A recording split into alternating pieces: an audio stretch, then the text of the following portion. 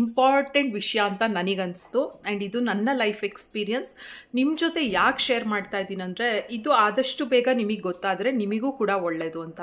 ನಾನು ಸ್ವಲ್ಪ ಬೇಗ ನನ್ನ ಜೀವನದಲ್ಲಿ ಈ ಒಂದು ಸತ್ಯನ ಅರ್ಥ ಮಾಡ್ಕೊಂಡಿದ್ದೀನಿ. ಕ್ಲಾಸಲ್ಲಿ ಹುಟ್ಟಿ ಬೆಳೆದಿರೋ ಅಂಥ ಒಂದು ಹುಡುಗಿ, ಅಂದರೆ ನಮ್ಮ ನೆಂಟರು ಮಕ್ಕಳೆಲ್ಲ ಯಾವುದಾದ್ರು ಬಟ್ಟೆ ಹಳೇದಾಯಿತು ಅಥವಾ ಅವರಿಗೆ ಬೋರ್ ಆಯಿತು ಅಥವಾ ಅವರಿಗೆ ಸೈಜ್ ಆಗೋದಿಲ್ಲ, ಚಿಕ್ಕದಾಗ್ತಾ ಇದೆ ಅಂತ ಹೇಳಿದ್ರೆ ನಮಗೆ ತಂದು ಕೊಡ್ತಿದ್ರು. ನಾವು ಅದನ್ನ ಖುಷಿಯಾಗಿ ಹಾಕ್ಕೊಳ್ತಾ ಇದ್ವಿ. ಹೊಸ ಬಟ್ಟೆ ಥರ ನಮಗೆ ಅದರಲ್ಲಿ ಖುಷಿ ಇತ್ತು, ಯಾವುದೇ ರೀತಿ ಕಂಪ್ಲೇಂಟ್ಸ್ ಇರ್ತಾ ಇರಲಿಲ್ಲ. ಆ್ಯಂಡ್ ಅಪ್ಪ ಅಮ್ಮ ಯಾವುದಕ್ಕೂ ಕಮ್ಮಿ ಮಾಡ್ತಿರ್ಲಿಲ್ಲ, ಬಟ್ ಲಕ್ಸುರಿ ಕೊಡೋಷ್ಟು ಶ್ರೀಮಂತಿಕೆ ಇರಲಿಲ್ಲ ನಮ್ಮ ಹತ್ರ. ವರ್ಷಕ್ಕೊಮ್ಮೆ ಬರ್ಡೇಗೆ ಅಂತ ಬಟ್ಟೆ ಕೊಡಿಸ್ತಿದ್ರು. ಸೊ ಆ ಬಟ್ಟೆ ಕಾಯ್ತಾ ಇದ್ವಿ. ಮಧ್ಯದಲ್ಲಿ ಈ ಥರ ಎಲ್ಲ ಡ್ರೆಸ್ ಸಿಕ್ಕಿದಾಗ ಖುಷಿ ಆಗ್ತಿತ್ತು. ಅಪ್ಪ ಅಮ್ಮ ಎಲ್ಲರ ಲೈಫಲ್ಲೂ ಒಂಥರ ಹೀರೋ ಇದ್ದಂಗೆ. ಬಡವ್ರು ಇರ್ಬೋದು, ಶ್ರೀಮಂತರು ಇರ್ಬೋದು, ಮಿಡಲ್ ಕ್ಲಾಸೇ ಇರ್ಬೋದು, ತಂದೆ ತಾಯಿ ಅವ್ರಿಗೆ ಕೈಲಾದಷ್ಟು ಮಕ್ಕಳಿಗಾಗಿ ಮಾಡ್ತಾ ಇರ್ತಾರೆ. ಆ ಕ್ಷಣದಲ್ಲಿ ನಮಗೆ ಕಂಪ್ಲೇಂಟ್ಸ್ ಇರುತ್ತೆ. ಫಾರ್ ಎಕ್ಸಾಂಪಲ್ ನೋಡಿ, ಈಗ ದೀಪಾವಳಿ ಟೈಮಲ್ಲಿ ನಾವು ಚಿಕ್ಕವರಿದ್ದಾಗ ಅಪ್ಪ ಪಟಾಕಿನೇ ಕೊಡಿಸ್ತಿರ್ಲಿಲ್ಲ ಅಂತ ಆವಾಗ ನಮಗೆ ಬೇಜಾರಿತ್ತು. ಇವಾಗ ನಮಗೆ ರಿಯಲೈಸ್ ಆಗುತ್ತೆ, ಹೌದು ಪಟಾಕಿಗೆ ಅಂತ ಒಂದಷ್ಟು ಹಣ ಖರ್ಚು ಮಾಡುವಂಥ ಸ್ಥಿತಿಯಲ್ಲಿ ಅವರು ಇರ್ತಿರ್ಲಿಲ್ಲ. ಹಾಗೆ ಪ್ರತಿಯೊಬ್ಬರು ಲೈಫಲ್ಲೂ ಅಪ್ಪ ಅಮ್ಮನ ರೋಲ್ ಹೇಗಿತ್ತು ನಿಮಗೆ ಅನುಭವ ಆಗಿರುತ್ತೆ. ಆ್ಯಂಡ್ ಅದನ್ನು ನೆನಪು ಮಾಡ್ಕೊಳ್ಳಿ ನೀವು ಸ್ವಲ್ಪ. ಇನ್ನು ನನ್ನ ಬಗ್ಗೆ ಹೇಳಬೇಕು ಅಂದರೆ, ನನ್ನ ಲೈಫಲ್ಲಿ ನನ್ನ ತಂದೆ ತಾಯಿಯ ಇಂಪಾರ್ಟೆನ್ಸ್ ಅಥವಾ ಇಂಪ್ಯಾಕ್ಟ್ ತುಂಬಾ ಇತ್ತು. ನನ್ನ ಸ್ಟಡೀಸ್ಗೆ ಅಥವಾ ನನ್ನ ಒಂದು ಒಳ್ಳೆ ಸ್ಥಾನದಲ್ಲಿ ನೋಡಬೇಕು, ಒಳ್ಳೆ ವ್ಯಕ್ತಿತ್ವ ಇರೋ ಒಂದು ಮಗಳಾಗಿರಬೇಕು, ಎಲ್ಲದಕ್ಕೂ ಅವರ ಇನ್ಪುಟ್ಸ್ ಇದೆ. ಅಂದರೆ ಕಷ್ಟಪಟ್ಟು ದುಡ್ದಿದ್ದಾರೆ, ಅದಕ್ಕಾಗಿ ಅವರ ಲೈಫಲ್ಲಿ ಎಷ್ಟೊಂದು ಸ್ಯಾಕ್ರಿಫೈಸ್ ಮಾಡಿದ್ದಾರೆ ಅವರು. ಹೀಗೆ ಸುಮಾರು ಜನಕ್ಕೆ ಅವ್ರವ್ರ ಪೇರೆಂಟ್ಸ್ ಮಾಡಿರ್ತಾರಲ್ವ. ಸೊ ಇವಾಗ ರಿಯಲ್ ಟಾಪಿಕ್ಕಿಗೆ ಬರ್ತೀನಿ. ಸುಮಾರು ಜನ ಸುತ್ತಮುತ್ತ ನಾನು ಇದನ್ನ ನೋಡಿದ್ದೀನಿ, ಅದಕ್ಕೆ ಹೇಳ್ತಾ ಇದ್ದೀನಿ. ಸುಮಾರು ಜನ ಹಾಗಿಲ್ದೇನೂ ಇರ್ಬೋದು. ಎಷ್ಟೊಂದು ಜನ ಅಪ್ಪ ಅಮ್ಮಂದಿರು ಎಜುಕೇಟೆಡ್ ಇದ್ದಾರೆ, ಅನ್ಎಜುಕೇಟೆಡ್ ಇದ್ದಾರೆ, ಕೆಲವರು ಹಳ್ಳಿಯಲ್ಲಿದ್ದಾರೆ, ಕೆಲವರು ಜಾಸ್ತಿ ಮಾತಾಡ್ತಾರೆ, ಇನ್ನು ಕೆಲವರು ತುಂಬಾ ಕಮ್ಮಿ, ಮಕ್ಕಳ ಜೊತೆ ಕೂತ್ಕೊಂಡು ಏನೂ ಮಾತೇ ಆಡೋದಿಲ್ಲ. ಇನ್ನು ಅವರ ಜೀವನ ಶೈಲಿಯಲ್ಲಿ ಅವರು ಹಾಕುವಂಥದ್ದು ಪಂಚೆ ಇರ್ಬೋದು, ಡ್ರೆಸ್ಸಿಂಗ್ ಸೆನ್ಸ್ ಇರ್ಬೋದು, ತುಂಬ ಹಳೆ ರೀತಿಯಾಗಿರುತ್ತೆ. ಇನ್ನು ಕೆಲವರು ಭಾಳ ಪಾಶ್ ಆಗಿ ಇನ್ನೂ ಯಂಗ್ಸ್ಟರ್ ಆಗಿ ಡ್ರೆಸ್ ಮಾಡೋರು ಇರ್ತಾರೆ. ತಿನ್ಬೇಕಾದ್ರೆ ಶಬ್ದ ಮಾಡ್ಕೊಂಡು ತಿಂತಾರೆ. ಸೊ ಒಳ್ಳೇದಿರ್ಬೋದು ಕೆಟ್ಟದಿರ್ಬೋದು ಎಲ್ಲ ಅಪ್ಪ ಅಮ್ಮಂದಿರ ಹತ್ರನೂ ಇರುತ್ತೆ. ಹೇಗೆ ಒಬ್ಬ ಮನುಷ್ಯನಿಗಿರುತ್ತೆ ಹಾಗೆ. ನಾವು ದೊಡ್ಡೋರಾಗ್ತಿದ್ದಂಗೆ ಕಾಲೇಜ್ಗೆ ಹೋಗ್ತೀವಿ, ಗ್ರ್ಯಾಜುಯೇಟ್ ಆಗ್ತೀವಿ, ಹಳ್ಳಿಯಿಂದ ಸಿಟಿಗೆ ಬರ್ತೀವಿ, ಒಳ್ಳೊಳ್ಳೆ ಸ್ಥಾನಕ್ಕೆ ರೀಚ್ ಆಗ್ತೀವಿ. ಡಾಕ್ಟ್ರು, ಇಂಜಿನಿಯರ್, ಲಾಯರ್, ಇಲ್ಲ ನಿಮ್ಮದೇ ಓನ್ ಬಿಸ್ನೆಸ್ಸಲ್ಲಿ CEO ಆಗ್ಬೋದು, ಏನೋ ಒಂದು ಅಚೀವ್ ಮಾಡ್ತೀರಾ ಲೈಫಲ್ಲಿ. ಸೊ ಈಗ ಅಪ್ಪ ಅಮ್ಮನ ಹತ್ರ ಇರೋ ಕೆಲವೊಂದಷ್ಟು ವಿಚಾರಗಳು, ಲೈಕ್ ಅಪ್ಪ ನೀನೇನು ಹಳೆ ಕಾಲದ ಪಂಚೆ ಹಾಕ್ಕೊಂಡು ಬರ್ತೀಯಾ, ಮಾಲ್ಗೆಲ್ಲ ಕರ್ಕೊಂಡು ಹೋದರೆ ಎಲ್ಲ ನಿನ್ನೆ ನೋಡ್ತಾರೆ, ನಂಗೆ ಚೆನ್ನಾಗಿ ಅನ್ಸಲ್ಲ. ಇಲ್ಲ ಫ್ರೆಂಡ್ಸ್ ಮನೆಗೆ ಬಂದಾಗ ನೀನೇನಪ್ಪ ಶಬ್ದ ಮಾಡ್ಕೊಂಡು ತಿಂತೀಯಾ, ಅವರೆಲ್ಲ ನಗ್ತಾರೆ, ಅವ್ರು ಏನು ಅನ್ಕೊತಾರೆ. ಎಗೇನ್ ನೀವು ಆಫೀಸ್ ಕೊಲೀಗ್ಸ್ ಯಾರನ್ನೋ ಕರ್ಕೊಂಬಂದಾಗ ಅಪ್ಪ ಜಾಸ್ತಿ ಮಾತಾಡ್ತಾರೆ ಅಂದರೆ ಕೇಳಿದ್ದೆ ಮತ್ತೆ ಮತ್ತೆ ಕೇಳ್ತಾ ಇರಬೇಡ, ಅವ್ರಿಗೆಲ್ಲ ಜಾಸ್ತಿ ಮಾತಾಡ್ಬಿಟ್ಟು ಇರಿಟೇಟ್ ಮಾಡಬೇಡ, ಎಲ್ಲ ನೀವು ಹೇಳ್ತೀರಾ. ಸೊ ನನ್ನ ಅಪ್ಪನ ವಿಚಾರಕ್ಕೆ ಬಂದರೆ ಅವರಿಗೆ ಮಾತಾಡೋದು ಅಂದರೆ ತುಂಬ ಇಷ್ಟ. ಅವ್ರ ಅಕ್ಕ ತಂಗಿ ಜೊತೆ, ಅಣ್ಣ ತಮ್ಮಂದ್ರ ಜೊತೆ ಫೋನ್ ಮಾಡಿ ಮಾತಾಡ್ತಾರೆ. ಆ್ಯಂಡ್ ಈ ಏಜ್ ಆದವ್ರಿಗೆ ವಾಟ್ಸಪ್ ಏನಾದ್ರು ನೀವು ಹೇಳ್ಕೊಟ್ಬಿಟ್ರೆ ಅವ್ರಿಗೆ ಬರೋ ವಾಟ್ಸಪ್ ಎಲ್ಲಾನು ಕೂತ್ಕೊಂಡು ನೋಡ್ತಾರೆ, ಜೊತೆಗೆ ಎಲ್ರಿಗೂ ಫಾರ್ವರ್ಡ್ ಮಾಡ್ತಾ ಇರ್ತಾರೆ. ಒಂದು ಓನ್ ಬಿಸ್ನೆಸ್ ಮಾಡೋ ವ್ಯಕ್ತಿ ಆದ ಕಾರಣ ಅವ್ರಿಗೆ ಯಾರಾದರೂ ಸಿಕ್ಕಿದ್ರೆ ಅವ್ರ ಜೊತೆ ಏನಾದರೂ ಒಂದು ಪೊಲಿಟಿಕ್ಸ್ ಬಗ್ಗೆನೋ ಏನೋ ಒಂದು ಡೇ ಟು ಡೇ ಲೈಫ್ ಬಗ್ಗೆ ಅವರು ಮಾತಾಡ್ತಾರೆ. ಅವರ ಈ ಒಂದು ಸ್ವಭಾವ ಅವರಿಗೆ ಬಹಳ ಖುಷಿ ಕೊಡುವಂಥ ಒಂದು ವಿಚಾರ. ಇದರಿಂದ ಅವರು ಯಾರಿಗೂ ಹಾಮೇನು ಮಾಡ್ತಾ ಇಲ್ಲ.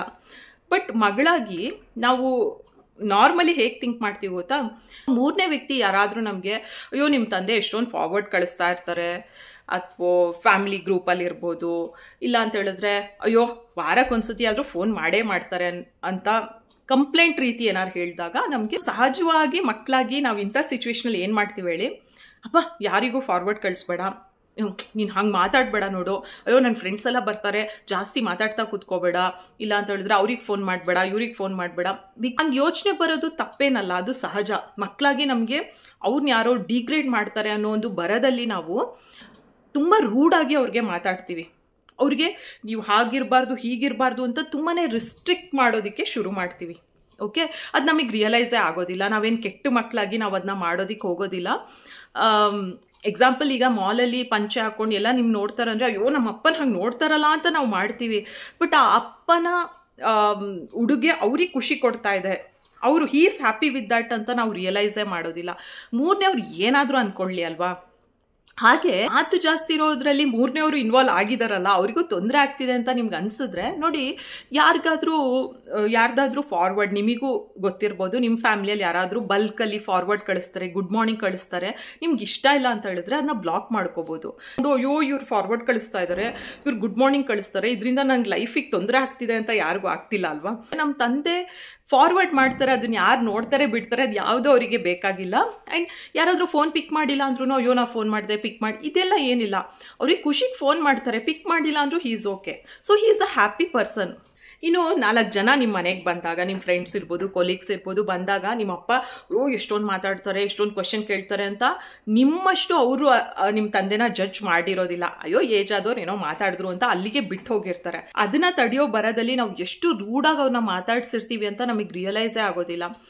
ಕೆಲವೊಮ್ಮೆ 4 ಜನದ ಮುಂದೆನೂ ನಾವು ಆ ಥರ ಅವ್ರ ಜೊತೆ ನಡ್ಕೊಳ್ತೀವಿ. ಜಸ್ಟ್ ಇಮ್ಯಾಜಿನ್, ನಿಮ್ಮ ಮಕ್ಕಳೇ ಬೇರೆ ಯಾರೋ ಮುಂದೆ ಅವ್ರಿಗೆ ಏನಾದ್ರು ಬೈದ್ರೆ ತಗೊಳ್ಳೋದಿಲ್ಲ, ಅಷ್ಟು ಈಗೋ ಇರುತ್ತೆ.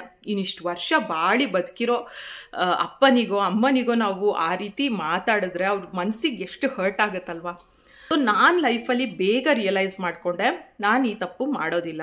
ನನ್ನ ತಂದೆಗೆ ಖುಷಿ ಕೊಡೋಂಥ ಒಂದು ಕೆಲಸ, ಅದರಿಂದ ಯಾರಿಗೂ ಹಾರ್ಮ್ ಆಗ್ತಾ ಇಲ್ಲ. But at the same time ನಿಮ್ಮ ಅಪ್ಪ ಅಮ್ಮನ ಖುಷಿ ಅಂತ ಹೇಳಿ ಅವರ ಒಂದು ಬಿಹೇವಿಯರ್ ಅಥವಾ ಅವರ ಒಂದು ನೇಚರಿಂದ ಬೇರೆಯವ್ರಿಗೆ ತೊಂದರೆ ಆಗ್ತಾ ಇದೆ, ಆವಾಗ ನೀವು ಮಕ್ಕಳಾಗಿ ಅದನ್ನ ತಡಿಬೇಕು. ಆವಾಗ ನೀವು ಅದನ್ನ ಸ್ಟ್ರಿಕ್ಟಾಗಿ ಹೇಳಬೇಕಾಗತ್ತೆ. ಫಾರ್ ಎಕ್ಸಾಂಪಲ್, ನಮ್ಮ ತಂದೆ ಖುಷಿ, ಅವ್ರು ಚೆನ್ನಾಗಿ ಕುಡಿದ್ಬಿಟ್ಟು ಹೋಗಿ ಫ್ರೆಂಡ್ಸ್ ಜೊತೆ ಜಗಳ ಮಾಡ್ಕೊಂಡು ಗಲಾಟೆ ಮಾಡ್ಕೊಂಡು ಬರ್ತಾರೆ, ಬಟ್ ಅದು ಅವ್ರ ಖುಷಿ, ನಾನು ಅದಕ್ಕೆ ಅಡ್ಡ ಬರೋದಿಲ್ಲ. ಒಂದು ಬಿಹೇವಿಯರಿಂದ ಅವ್ರಿಗೇನಾದರೂ ಪ್ರಾಬ್ಲಮ್ ಆಗ್ತಾ ಇದೆ, ಎಕ್ಸಾಂಪಲ್ ಅವ್ರಿಗೇನೋ ಡಯಾಬಿಟಿಸ್ ಇದೆ ಅಂದ್ಕೊಳ್ಳಿ, ಆವಾಗ ಸಿಕ್ಕಾಪಟ್ಟೆ ಸ್ವೀಟ್ ತಿಂತಾ ಇದ್ದಾರೆ, ಅವ್ರಿಗೆ ಸ್ವೀಟ್ ತಿನ್ನೋದು ಅಂದರೆ ಇಷ್ಟ, ಅಯ್ಯೋ ನಮ್ಮಪ್ಪನಿಗೆ ಸ್ವೀಟ್ ತಿನ್ನೋದು ಅಂದರೆ ಇಷ್ಟ ಅಂತ ಹೇಳ್ಬಿಟ್ಟು ನಾವು ಬಿಡೋದಿಕ್ಕಾಗುತ್ತಾ? ಆವಾಗ ನಾವು ಸ್ಟ್ರಿಕ್ಟಾಗಿ ಹೇಳಬೇಕಾಗತ್ತೆ. ಎಷ್ಟೊಂದು ಅಪ್ಪಂದಿರು ಇದ್ದಾರೆ ಆಯ್ತಾ, ಹೊರಗಿನ ಪ್ರಪಂಚಕ್ಕೆ ದೊಡ್ಡ ಹೀರೋ ಅವರು ಮಾತಾಡಿದ್ರೆ ಏನು ಗಾಂಭೀರ್ಯತೆ, ಅವ್ರಿಗೇನು ರೆಸ್ಪೆಕ್ಟ್, ಆ್ಯಂಡ್ ಅವ್ರು ಎಷ್ಟು ವೆಲ್ ಡ್ರೆಸ್ಡ್, ಸಮಾಜದಲ್ಲಿ ಏನೋ ಹೀರೋ ಆಗಿರ್ತಾರೆ, ಭಯಂಕರ ಚಪ್ಪಾಳೆ ಸಿಕ್ಕಿರುತ್ತೆ, ಬಟ್ ಮನೆಯಲ್ಲಿ ನಿಮಗಾಗಿ, ನಿಮ್ಮ ಕಷ್ಟಕ್ಕಾಗಿ ಅಥವಾ ನಿಮಗೇನೋ ಒಂದು ಪ್ರಾಬ್ಲಮ್ ಆಯಿತು, ನಿಮಗೆ ಇಮೋಷ್ನಲ್ ಸಪೋರ್ಟ್ ಕೊಡೋದಕ್ಕೆ ಅವೈಲೇಬಲೇ ಇರೋದಿಲ್ಲ. ಸೊ ಅಂಥ ತಂದೆಯರ ಮಧ್ಯ ನನ್ನ ಜೀವನದಲ್ಲಿ ನನಗೆ ತಂದೆ ಆಗಿ ಪ್ರತಿಯೊಂದೂ ಮಾಡಿದ್ದಾರೆ. ನನ್ನ ಲೈಫಲ್ಲಿ ನನ್ನ ಅಪ್ಪ ನನ್ನ ಅಮ್ಮ ನನಗೆ ಹೀರೋ ಅಂತ ಯಾರು ಎದೆ ತಟ್ಟಿ ಹೇಳ್ಕೊಳ್ತಿರೋ, ನಾನು ಹೇಳ್ಕೊಳ್ತಾ ಇದ್ದೀನಿ, ಆ ಥರ ನಿಮಗೂ ಅನಿಸಿದ್ದಲ್ಲಿ ಅವರ ಈ ಚಿಕ್ಕ ಪುಟ್ಟ ಫ್ಲಾಸು ಯಾರಿಗೂ ಹಾರ್ಮ್ ಆಗದೆ ಇರುವಂಥ ಒಂದು ಸ್ವಭಾವ ನಡವಳಿಕೆ ಇದ್ದರೆ ನಮ್ಮ ಮಕ್ಕಳನ್ನೇ ನಾವು ಬದಲಾಯಿಸೋಕ್ಕಾಗಲ್ಲ, ನಮ್ಮ ಯಾವುದೋ ಒಂದು ಗುಣನೇ ನಾವು ಬದಲಾಯಿಸೋಕ್ಕಾಗಲ್ಲ. ಇನ್ನು 70 ವರ್ಷ ರೀಚ್ ಆಗಿರೋ ಪೇರೆಂಟ್ಸ್ದು ಯಾವುದೋ ಒಂದು ಗುಣನ ನೀವು ಬದಲಾಯಿಸೋ ಪ್ರಯತ್ನದಲ್ಲಿ ಇರ್ತೀರಾ, ಆ ಪ್ರಯತ್ನದಲ್ಲಿ ಅವ್ರಿಗೊಂದಷ್ಟು ನೋವು ಮಾಡ್ತಾ ಇರ್ತೀರಾ. ಸೊ ಅದನ್ನೆಲ್ಲ ಸ್ಟಾಪ್ ಮಾಡಿ, ಹೀಗೆ ನನ್ನ ಲೈಫಲ್ಲಿ ಯಾರು ಮುಖ್ಯ ಆಗ್ತಾರೆ, ಯಾರು ಕೇವಲ ಒಂದು ಹ್ಯಾಪಿ ಬರ್ಡೇ, ಹ್ಯಾಪಿ ದೀಪಾವಳಿ ಈ ಥರ ಹೇಳೋದಕ್ಕೆ ಇರುವಂಥ ರಿಲೇಟಿವ್ಸ್ ಇರ್ಬೋದು, ಫ್ರೆಂಡ್ಸ್ ಇರ್ಬೋದು, ಅವ್ರು ನಮಗೆ ಜಾಸ್ತಿ ಮ್ಯಾಟರ್ ಆಗಬಾರ್ದು ಅಂತ ನಾನು ಹಂತವಾಗಿ ಕಲಿತಾ ಬಂದಿದ್ದೀನಿ, ಇನ್ನೂ ಕಲಿತಾ ಇದ್ದೀನಿ. ಒಂದು ಲೈಫ್ ಎಕ್ಸ್ಪೀರಿಯನ್ಸ್ ನಿಮಗೇನಾದರೂ ಆಗಿದ್ದಲ್ಲಿ, ನಿಮಗೆ ಟೈಮ್ ಇದ್ದರೆ, ಫ್ರೀ ಇದ್ದರೆ ಕಮೆಂಟ್ ಸೆಕ್ಷನಲ್ಲಿ ತಿಳಿಸಿ. ಆ್ಯಂಡ್ ಇನ್ನಷ್ಟು ಹೆಲ್ತ್ ಟಿಪ್ ವೀಡಿಯೋಸ್ಗಾಗಿ, ಮೆಂಟಲ್ ಹೆಲ್ತ್ ಟಿಪ್ ವೀಡಿಯೋಸ್ಗಾಗಿ, ಆ್ಯಂಡ್ ನಮ್ಮ ಜೀವನ ಸೀರೀಸ್ನಲ್ಲಿ ಒಳ್ಳೊಳ್ಳೆ ವೀಡಿಯೋಸ್ ಬರ್ತಾ ಇದೆ, ಅದನ್ನು ನೋಡಿ ಆ್ಯಂಡ್ ಚಾನಲ್ಗೆ ಸಬ್ಸ್ಕ್ರೈಬ್ ಮಾಡ್ಕೊಳ್ಳಿ. Thank you.